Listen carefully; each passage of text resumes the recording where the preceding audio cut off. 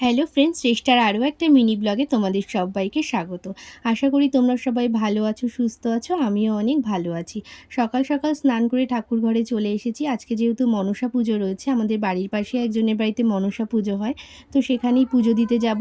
তো পুজো দিতে যাওয়ার আগে এখন দুধ কলাটা রেডি করে নিচ্ছি। আর শুধু দুধ কলা নয়, ঠাকুরের জন্য ফলের থালাও সাজাতে হবে।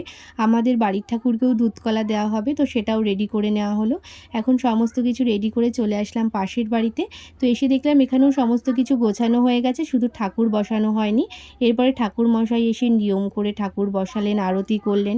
তারপরে আমরা শিখা নিয়ে নিলাম। এরপরে দিলাম পুষ্পাঞ্জলি। তো অঞ্জলি দেওয়ার পরে পুজো কিন্তু শেষ হলো। আর এদিকে মা আর পিসি দুজনকে সিঁদুর পরিয়ে দিচ্ছিল। তো আমি এখানে ঠাকুরের এখানে একটু বসেছিলাম। তারপরে সবাই মিলে এখানে গল্পগুজব হচ্ছিল। পুজো শেষ হওয়ার পরেও কিন্তু অনেক কাজ থাকে, তো সেগুলোই সমস্ত কিছু করে নেওয়া হচ্ছিল। তো তারপরে পুজোর প্রসাদ নিয়ে বাড়ি চলে এলাম।